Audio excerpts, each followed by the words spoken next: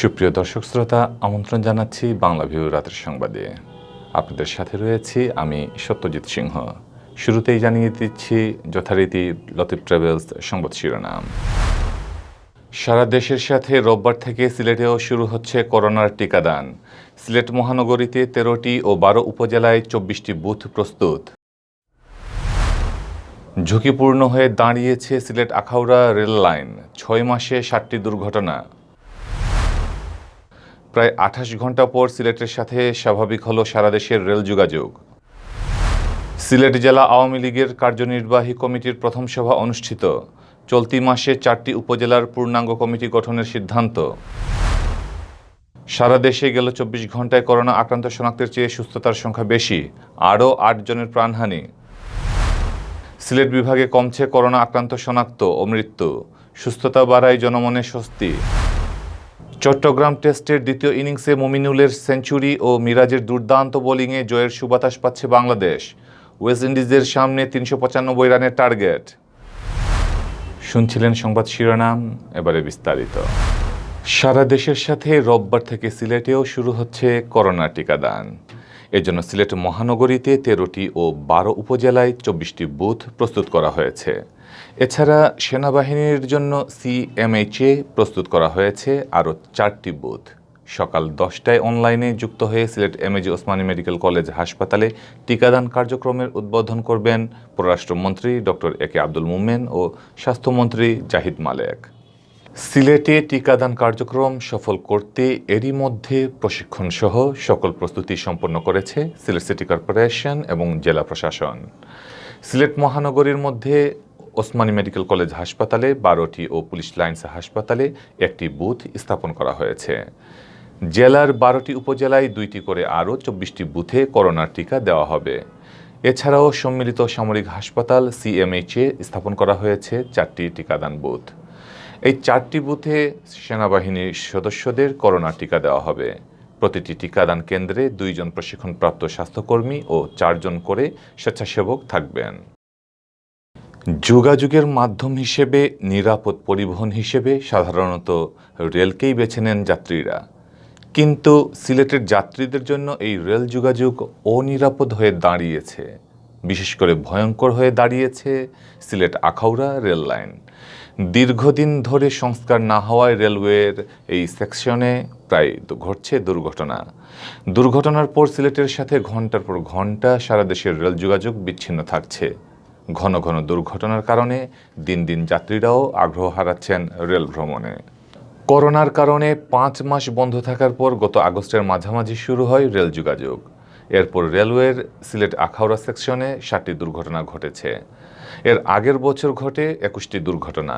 এর মধ্যে 9টি ছিল ট্রেন লাইন চুক্তির। বিভিন্ন সময় দুর্ঘটনার পর গঠন করা হয় তদন্ত কমিটি। এসব কমিটি দীর্ঘদিন ধরে সংস্কার কাজ না হওয়া, জরাজীর্ণ ও কুরুটিপূর্ণ রেল লাইন এবং ঝুঁকিপূর্ণ রেল সেতুকে দায়ী করে। সর্বশেষ দুর্ঘটনা ঘটে গেল বৃহস্পতিবার দিবাগত মধ্যরাতে। সিলেটের ফেঞ্চুগঞ্জ উপজেলার মাইজগাঁও ও বিয়ানীবাজারের মধ্যবর্তী গুতিরগাঁও এলাকায় লাইনচ্যুত হয় জ্বালানি তেলবাহী ট্রেন। চট্টগ্রাম থেকে 1,60,000 লিটার ডিজেল নিয়ে ছেড়ে আসা সিলেটগামী ট্রেনটির 10টি বগি লাইনচ্যুত হয়। এর মধ্যে 8টি বগির তেল পড়ে ব্যাপক ক্ষতি হয়। রেলওয়ে সূত্র জানায়, সিলেটের ঢাকা রুটে প্রতিদিন 4 জোড়া আন্তনগর ও সিলেটের চট্টগ্রাম রুটে 2 জোড়া আন্তনগর ট্রেন চলাচল করে। এর বাইরে কয়েকটি লোকাল ট্রেনও চলাচল করে এ দুটি রুটে।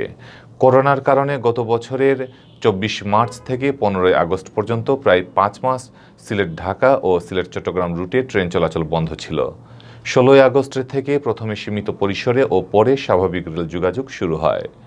এরপর গত বছরের 11 নভেম্বর সিলেট ও মৌলভীবাজারের মধ্যবর্তী ভাটেরা নামক স্থানে মালবাহী ট্রেন লাইনচ্যুত হয়। এর 4 দিন আগে অর্থাৎ 7 নভেম্বর মৌলভীবাজারের শ্রীমঙ্গলের সাতগাঁও জংশনে তেলবাহী ট্রেনের 7টি বগি লাইনচ্যুত হয়। এ দুর্ঘটনার পর প্রায় 23 ঘন্টা রেল যোগাযোগ বন্ধ ছিল। গেল বছরের 30 অক্টোবর সিলেট রেলওয়ে স্টেশনে 2 ট্রেনের মুখোমুখি সংঘর্ষে বেশ কয়েক ঘন্টা রেল চলাচল বন্ধ ছিল। 15 সেপ্টেম্বর ফেঞ্চুগঞ্জের মাইজগাঁওয়ে তেলবাহী ট্রেনের বগি লাইনচ্যুত হয়ে রেল যোগাযোগ বিঘ্নিত হয়। 23 আগস্ট কুলাউড়ায় লাইনচ্যুত হয় যাত্রীবাহী ট্রেন। চলতি বছরের 24 জানুয়ারি একই স্টেশনে ট্রেনের বগিতে আগুন ধরে যায়। এছাড়া ২০১৯ সালে ভয়াবহ দুটি দুর্ঘটনায় প্রাণ হারান ২২ জন। ১৮ নভেম্বর সিলেট আখাউড়া সেকশনের ব্রাহ্মণবাড়িয়ায় কসবায় দুটি ট্রেনের মুখোমুখি সংঘর্ষে ১৭ জন মারা যান। একই বছরের ২৩ জুন মৌলভীবাজারের কুলাউড়ায় সেতু ভেঙে পানিতে পড়ে যায় উপবন এক্সপ্রেস, এতে প্রাণ হারান ৫ জন। প্রসঙ্গত, Sylhet Akhaura rail line dual gauge করার জন্য ২০১৯ সালের ৯ এপ্রিল একনেকে একটি প্রকল্প অনুমোদন দেওয়া হয়, কিন্তু নানা জটিলতায় এখনও এই প্রকল্প আলোর মুখ দেখেনি। প্রায় ২৮ ঘন্টা পর সিলেটের সাথে সারা দেশের রেল যোগাযোগ স্বাভাবিক হয়েছে।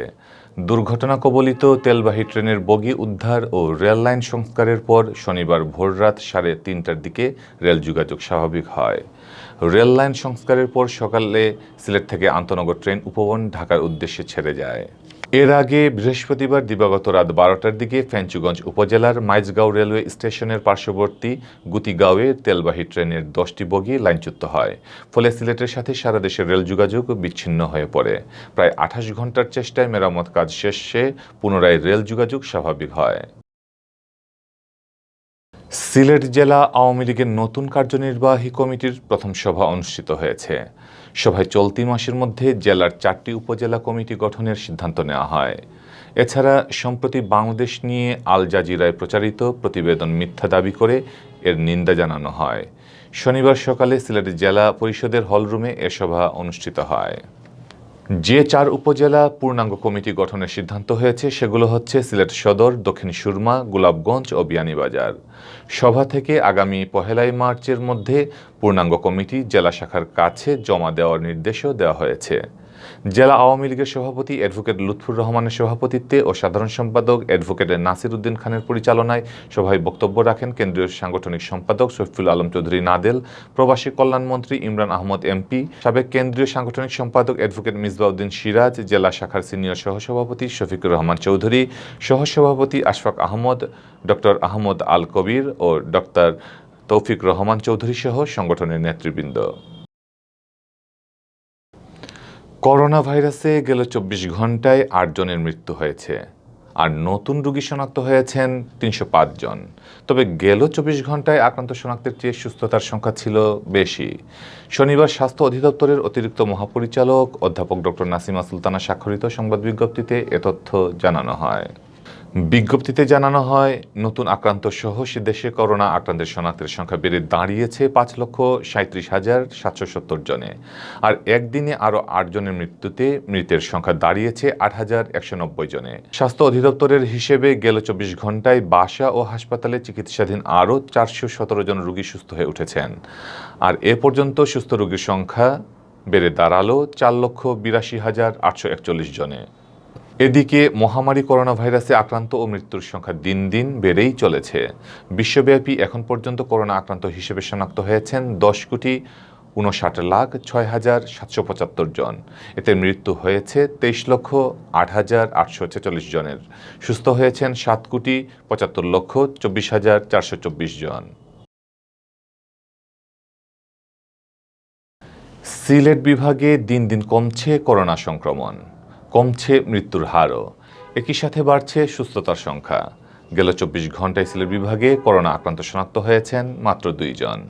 একই সময়ে সুস্থ হয়েছেন ৮ জন। শনিবার সকালে স্বাস্থ্য অধিদপ্তরের সিলেট বিভাগীয় পরিচালক ডক্টর সুলতানা রাজিয়া স্বাক্ষরিত কোভিড-১৯ কোয়ারেন্টিন ও আইসোলেশনের দৈনিক প্রতিবেদনে এ তথ্য জানানো হয়। প্রতিবেদনে বলা হয়, গেল ২৪ ঘন্টায় সিলেট বিভাগে যে ২ জনের শরীরে করোনা শনাক্ত হয়েছে তারা সিলেট জেলার বাসিন্দা, আর সুস্থ হওয়া ৮ জনও সিলেট জেলার বাসিন্দা। স্বাস্থ্য অধিদপ্তর সূত্র জানায়, শনিবার সকাল ৮টা পর্যন্ত সিলেট বিভাগে করোনা প্রমাণিত রোগীর সংখ্যা বেড়ে দাঁড়িয়েছে ১৬,০৪৫ জনে। এর মধ্যে সিলেট জেলায় অর্ধেকেরও বেশি ৯,৫৯৭ জন। এছাড়া সুনামগঞ্জে ২,৫৩৪ জন, হবিগঞ্জে ১,৯৮৫ জন ও মৌলভীবাজারে ১,৯২৯ জনের করোনা শনাক্ত হয়েছে। সিলেটের ৪ জেলায় ৩৯ জন করোনা আক্রান্ত রোগী হাসপাতালে চিকিৎসা নিচ্ছেন, যাদের ৩৭ জন সিলেট জেলার বিভিন্ন হাসপাতালে ও সুনামগঞ্জে ২ জন চিকিৎসা নিচ্ছেন। সব মিলিয়ে এখন পর্যন্ত সুস্থ হয়েছেন বিভাগের ১৫,২০০ জন করোনা আক্রান্ত রোগী। গেল ২৪ ঘন্টায় করোনায় নতুন করে কেউ মারা না যাওয়ায় মৃতের সংখ্যা আগের মতো ২৭৫ই আছে। চট্টগ্রাম টেস্টের দ্বিতীয় ইনিংসে ওয়েস্ট ইন্ডিজের বিপক্ষে ব্যাট হাতে সেঞ্চুরি হাঁকিয়ে বাংলাদেশকে বিশাল লিড এনে দিয়েছেন অধিনায়ক মুমিনুল হক। এরপরও উইন্ডিজ শিবিরে দুর্দান্ত বোলিংয়ে একাই 3 উইকেট তুলে নেন মেহেদী হাসান মিরাজ। সব মিলিয়ে চতুর্থ দিন শেষে জয়ের সুবাতাস পাচ্ছে বাংলাদেশ। চট্টগ্রাম টেস্টের চতুর্থ দিন শেষে 3 উইকেট হারিয়ে 110 রান সংগ্রহ করে উইন্ডিজ। ম্যাচের শেষ দিন আর 7 উইকেট নিলেই জিতে যাবে বাংলাদেশ। ক্যারিবীয়দের জিততে হলে করতে হবে 285 রান। এর আগে টাইগারদের ছুড়ে দেওয়া 395 রানের লক্ষ্যে ব্যাট করতে নামা উইন্ডিজ 39 রানে হারায় প্রথম উইকেট। ক্যারিবীয় ওপেনার জন ক্যাম্বেলকে লেগ বিফোরের ফাঁদে ফেলেন মিরাজ। এরপর আরেক ওপেনার ক্রেইগ ব্রেথওয়েটকে নিজের দ্বিতীয় শিকার বানান এই অফ স্পিনার। উইন্ডিজকে ঘুরে দাঁড়ানোর সুযোগ না দিয়ে এরপর শাইনি মুসেলকেও লেগ বিফোরের ফাঁদে ফেলেন তিনি। শনিবার সিরিজের প্রথম টেস্টের চতুর্থ দিন মুমিনুল হকের সেঞ্চুরি ও লিটন দাসের 50-র ওপর ভর করে নিজেদের দ্বিতীয় ইনিংসে 8 উইকেটে 223 রান সংগ্রহ করার পর ইনিংস ঘোষণা করে বাংলাদেশ। সব মিলিয়ে বাংলাদেশের লিড দাঁড়ায় 394 রানের। এর আগে বাংলাদেশের করা 430 রানের বিশাল সংগ্রহের জবাবে 259 রানের শেষ হয় উইন্ডিজের প্রথম ইনিংস। সবশেষে 2018 সালের নভেম্বরে জিম্বাবুয়ের বিপক্ষে কোনো টেস্টে 5 দিন খেলেছিল বাংলাদেশ এবং ম্যাচ জিতেছিল 218 রানের বড় ব্যবধানে। এবার ওয়েস্ট ইন্ডিজের বিপক্ষেও বড় জয়ের আশা টাইগারদের। এতক্ষণ দেখছিলেন বাংলাভিউ রাতের সংবাদ। কিছুক্ষণ পর শুনুন সিলেটের আঞ্চলিক ভাষায় রাতের সংবাদ। দেখার আমন্ত্রণ জানিয়ে বিদায় নিচ্ছি। সাথে থাকার জন্য ধন্যবাদ।